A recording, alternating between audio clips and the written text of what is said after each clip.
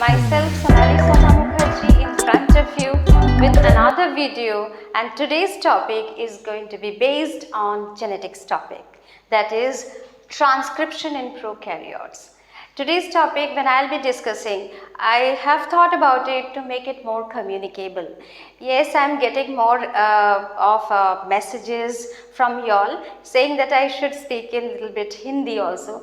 So, in my video today, I will be conducting two languages, one in Hindi, another in English. So, I hope friends that you will be with me, मेरे साथ रहिए, मेरे channel के साथ रहिए, so that I can come up with more topics. आज हम लोग सीखने वाले हैं ट्रांसक्रिप्शन इन प्रोकैरियोट्स. आज का प्रोसेस रहेगा ओनली ट्रांसक्रिप्शन इन प्रोकैरियोट्स का initial stage, that is initiation process. मेरे साथ चलते बनिए और मेरे चैनल को खूब सारा सपोर्ट दीजिए, so that I can come up with more topics in future. So, without wasting time, let us proceed with our discussion.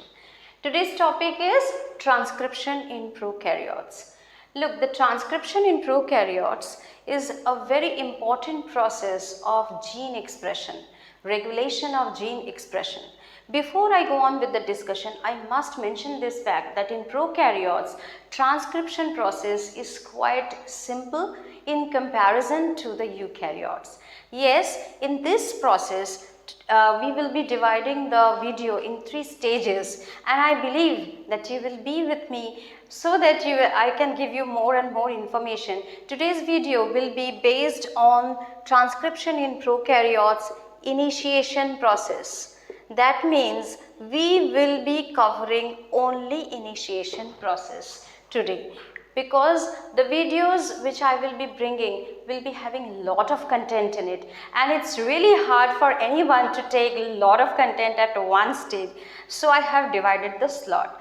आज का वीडियो रहेगा ट्रांसक्रिप्शन इन प्रोकैरियोट्स. तो फ्रेंड्स मेरे साथ रहिए. मैं बिलीव करती हूँ कि ये जो टॉपिक मैं डिस्कस करने वाली हूँ, it's a very important topic, vital topic in genetics. Prokaryotes का ट्रांसक्रिप्शन प्रोसेस काफ़ी सिंपल रहता है in comparison to the eukaryotes. हम देखेंगे कि इनिशिएशन प्रोसेस में हम लोग what is the stages that we go through, and ऐसे हम लोग तो जानते ही हैं कि process of prokaryotes in transcription में होता क्या है. इनिशियली हम लोग सीखेंगे आज कि इनिशिएशन प्रोसेस जो है वो काफ़ी सिंपल रहता है प्रोकैरियोट्स में. डीएनए जिसका ये ताकत नहीं होता है कि वो न्यूक्लियस से बाहर आ सके, सो डीएनए अपना एक टेम्पलेट बनाता है, यानी एक मॉडल बनाता है, जिस मॉडल को हम लोग कहते हैं mRNA, and this messenger RNA और mRNA is going to carry the code. ये the DNA which is present within the nucleus doesn't have the capacity to step out of the nucleus, so it makes a template, it makes a model of itself that is known as a template, and that is carrying the code to make proteins, and that is through this mRNA, and that is the process of transcription. Process of transcription is a very simple phenomena. It's nothing but a DNA is becoming RNA, that is mRNA, messenger RNA, and this process is transcription. हमारा transcription का जो process है ये theory part जो है वो basically इसी पे बेस्ड है कि एक डीएनए जो है अपना एक टेम्पलेट बनाता है जिसमें एक कोड जिसमें एक कोड रहता है, that is carried by mRNA. जो अपना टेम्पलेट बनता है डीएनए का वही होता है आपका एमआरएनए, और एमआरएनए जो है मैसेंजर आरएनए वो कोड कैरी करता है जिससे कि प्रोटीन बनता है, जो ट्रांसलेशन प्रोसेस में हम लोग सीखते हैं. सो दिस प्रोसेस डीएनए जब एमआरएनए बनता है is the transcription. RNA is going to be synthesizing a copy and using the DNA as a template in the gene. It is going to do it. See over here I have drawn a DNA which is a double helical structure. I have drawn it in straight way. Say the helices have opened up, so I have drawn it in this way. In DNA we have the 5' end, which is the phosphate end, and the 3' end, the hydroxyl end. So it is running, the two strands are running in anti-parallel direction. This is the 5' end, this is the 3' end. In the other aspect, if we see that this is the 3' end and this is the 5' end. So what happens is that in this process, when the helices are running in anti-parallel direction, RNA is going to be synthesizing a copy using the enzyme RNA polymerase. That means the name of the enzyme is RNA polymerase, which is going to synthesize RNA copy, and that will be done with the help of this DNA strand in the gene. That is the basic idea. RNA अपना एक copy बनाएगा, जो बनाने के लिए use होगा हमारा enzyme है आरएनए पॉलीमरेज। आरएनए पॉलीमरेज जो है वो डीएनए एक स्ट्रैंड को यूज़ करते हुए ही वो अपना एक कॉपी बनाएगा। And the RNA so produced, जो आरएनए तैयार होगा इसके बाद, यानी कि ट्रांसक्रिप्शन के बाद जो तैयार होगा, that is known as transcript. You can write it. It is known as transcript. That is the newly prepared RNA. Now, how this process is taking place? कैसे ये RNA polymerase हमारा मदद कर रहा है ताकि वो RNA कॉपी बना सके using the DNA as a template. Now here in this DNA strand you will find I have written over here non-template strand and the template strand. बहुत सारे लोगों के पास एक कन्फ्यूजन रहता है दैट ये नॉन टेम्पलेट स्ट्रैंड क्या है और टेम्पलेट स्ट्रैंड क्या है। देखिए हमारे पास जो ओरिजिनल स्ट्रैंड होते हैं जिसके बेसिस पे कॉपी बनेगा वही हमारा ओरिजिनल स्ट्रैंड है, तो वो कैसे टेम्पलेट हो सकता है? That means the 5' and the 3' strand, this strand which is running in the direction 5' to 3' will be the non-template strand. This cannot become the template. This is the non-template strand, this is the original strand, and the gene that will be prepared will be on the basis of this non-template strand. So what is the template strand? The model that it has prepared. जो हमारे पास original है वो तो है 5' से 3' run करने वाला जो स्ट्रैंड है। अब ये इसी के बेसिस पे अपना एक मॉडल बना रहा है, तो मॉडल स्ट्रैंड क्या बनेगा? Template strand. तो मॉडल स्ट्रैंड कहाँ से बन रहा है? 3' से लेके 5' तक। कभी भी इस कंफ्यूजन में मत रहिए, 5' से लेके 3' जो स्ट्रैंड है वो नॉन टेम्पलेट स्ट्रैंड है, और जो 3' से लेके 5' स्ट्रैंड है वही है हमारा टेम्पलेट स्ट्रैंड। तो जो बनेगा वो इस स्ट्रैंड के बेसिस पे ही बनेगा, वो एग्जैक्ट इसी पे। सो RNA is being prepared by RNA polymerase using DNA as the template. यही बेसिक आइडिया है कि RNA एक कॉपी बना रहा है अपना, जो कि इस बेसिस पे होगा कि DNA को यूज़ करते हुए, यानी कि DNA का ये स्ट्रैंड जो है ये इसी के बेसिस पे ही एक मॉडल बनेगा, that is the template strand.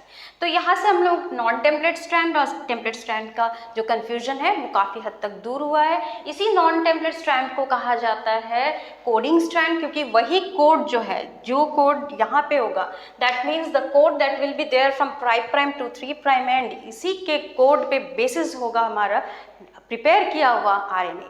That means this non template strand which will be the total, the gene sequence will be having exact copy of this non-template strand. Please keep it in mind, क्योंकि ये confusion कभी भी नहीं रहना चाहिए that the non-template strand जो भी code होगा, whatever is the code over there, the exact code will be there that will be prepared.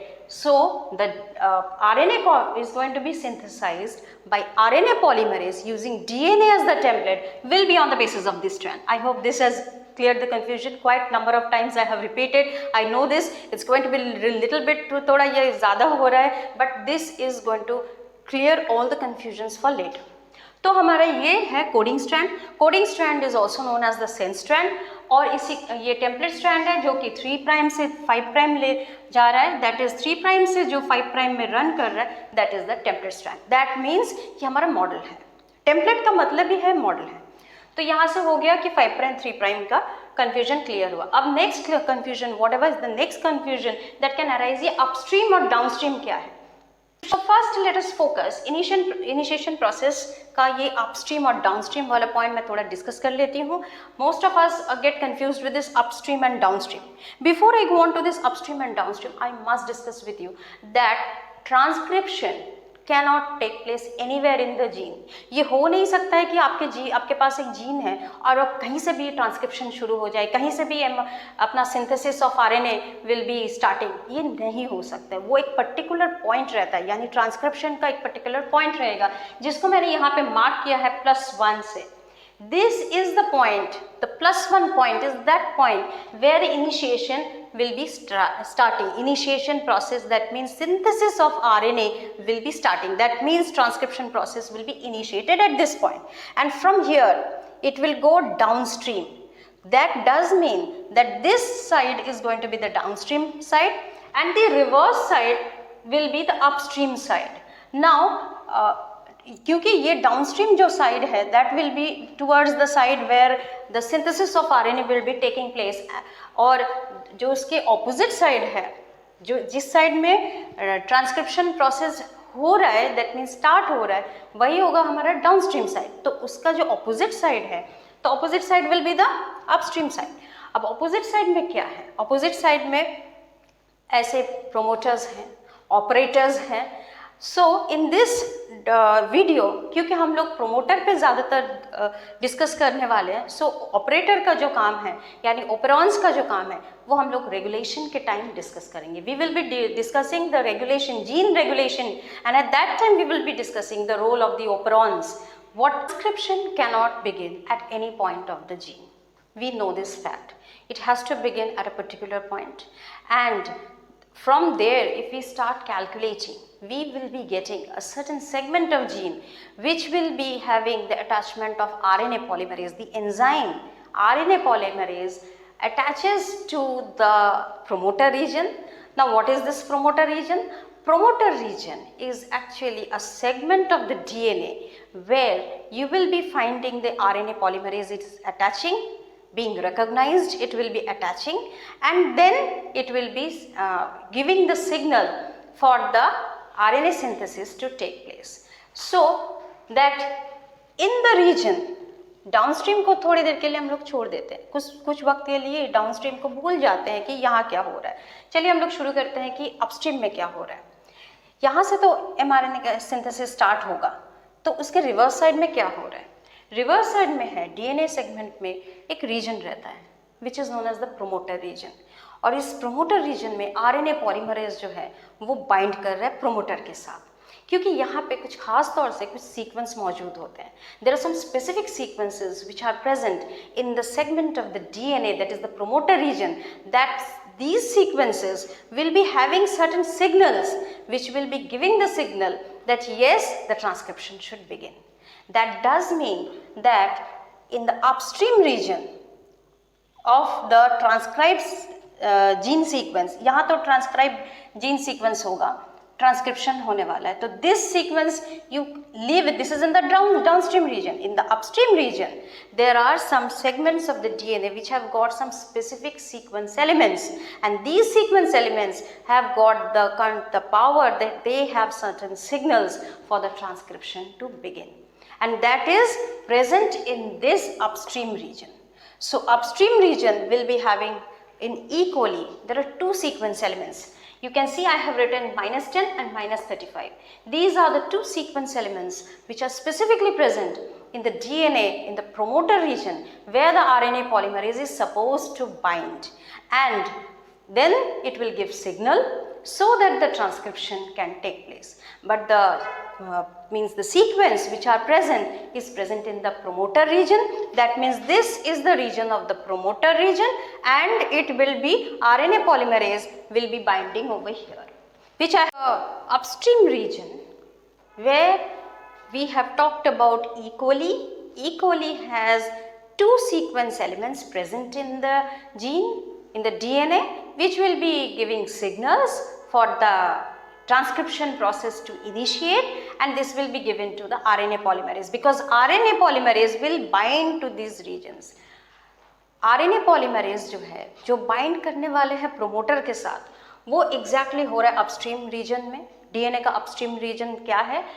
वो रीजन, जो रीजन, जिस रीजन में हमारा RNA का सिंथेसिस हो रहा है, वो रीजन तो है ये +1 से you can take it right hand side, जैसे भी आप इसको ले सकते हैं कि this is the right hand side, और if you take it means अगर इस तरह से खड़े हो जाएंगे तो this will become the left hand side, अगर इस तरह से खड़े हो रहे हैं तो this is becoming the right hand side.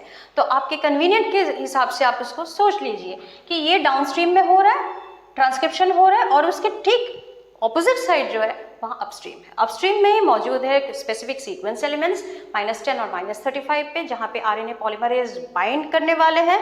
ये आरएनए पॉलीमरेज बाइंडिंग का जगह है और प्रोमोटर के साथ बाइंड कर रहा है, और वो इनिशिएट वो सिग्नल दे रहा है, जिस सिग्नल के बेसिस पे ट्रांसक्रिप्शन यहाँ से स्टार्ट होगा।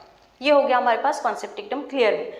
Now question comes that over here as I have drawn, you can see that transcription is taking place in the downstream region. In the upstream region, there are two sequence elements present. One is -10 sequence, another is -35 sequence. Usually, the promoter binds to -35 sequence.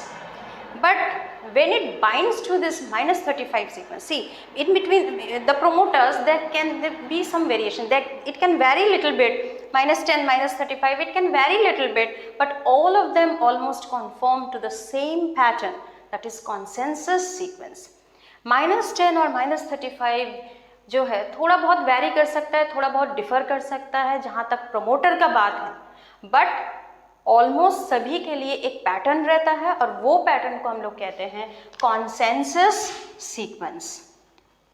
यानी कि सबका pattern जो है ये इसी के basis पे, consensus sequence पे। नाउ बाइंडिंग के time when the promoter is binding to the RNA polymerase, ये हमारा आरएनए पॉलीमरेज है जो बाइंड करने वाले हैं प्रोमोटर रीजन में। Usually the promoter binds to the RNA polymerase at -35 usually.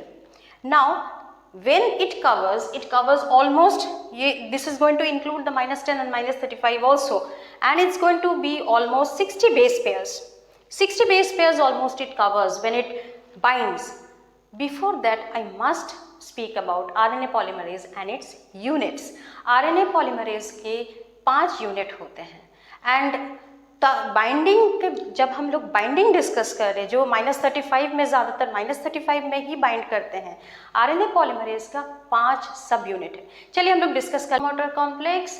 Letter on the promoter DNA opens up at -10 and RNA polymerase binds to the promoter at -10. Dissociation takes place, partially dissociates. Promoter DNA opens up little bit and making it open promoter complex, and again from the open promoter complex the sigma subunit dissociates. This subunit will dissociate, leaving it a core enzyme. So summary बनाते हैं कि शुरू में हम लोग देखे थे कि क्लोज प्रोमोटर कॉम्प्लेक्स था, क्योंकि उस वक्त डबल हेलिक्स, प्रोमोटर डीएनए का डबल हेलिक्स जो है डबल हेलिक्स ही था। जब आरएनए पॉलीमरेज का यूनिट जो है 5 सब यूनिट्स बाइंड हो रहे थे एट दैट टाइम, उस वक्त ये जो भी सब यूनिट्स थे अलाउ नहीं कर रहे थे कि वो प्रोमोटर डीएनए को ओपन कर सके। उस वक्त आरएनए पॉलीमरेज प्रोमोटर रीजन के साथ बाइंड हुआ, उस वक्त बाइंडिंग के टाइम उसे कहा गया था क्लोज प्रोमोटर कॉम्प्लेक्स। बट बाद में सेकेंडरी स्टेज में हम लोग क्या देखें कि येस -10 सीक्वेंस जो है उस जगह पे वी फाउंड कि सिग्मा सब यूनिट जो है वो डिसोसिएट कर गया partially, and after that RNA polymerase जो है जब वो बाइंड कर किया, it has bound with the promoter DNA. Promoter DNA का हेलिक्स जो है थोड़ा सा खुल गया है, and it is allowing transcription to begin, क्योंकि सिग्नल देना उसका काम है। सिग्मा का काम ही था कि वो सिग्नल दे कि ये ट्रांसक्रिप्शन अभी शुरू होना चाहिए। ये सिग्नल रिकॉग्नाइज करना, बाइंड करना, सिग्नल देना, ये बहुत इंपॉर्टेंट रोल रहता है सिग्मा सब यूनिट का। तो ये ओपन प्रोमोटर कॉम्प्लेक्स जैसे ही हो गया, यानी कि ट्रांसक्रिप्शन प्रोसेस जो है वो इनिशिएट हो गया, यानी हमारा इनिशिएशन प्रोसेस शुरू हो गया है।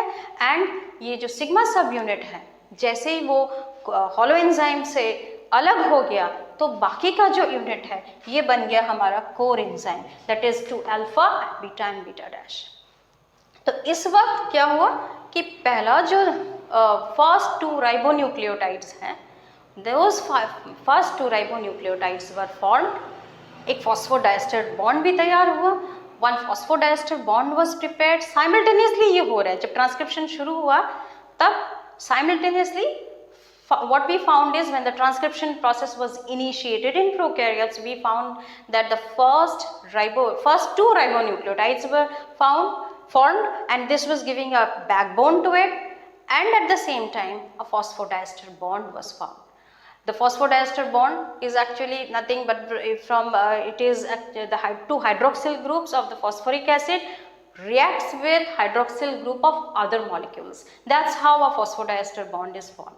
एक phosphodiester bond तभी होता है जब दो hydroxyl groups जो है phosphoric acid के वो react करते हैं with any other molecule, कोई और molecule के हाइड्रोक्सिल ग्रुप के साथ, तभी वो फॉस्फोडाइस्टर बॉन्ड तैयार होता है और एक स्टेबल स्ट्रक्चर देता है.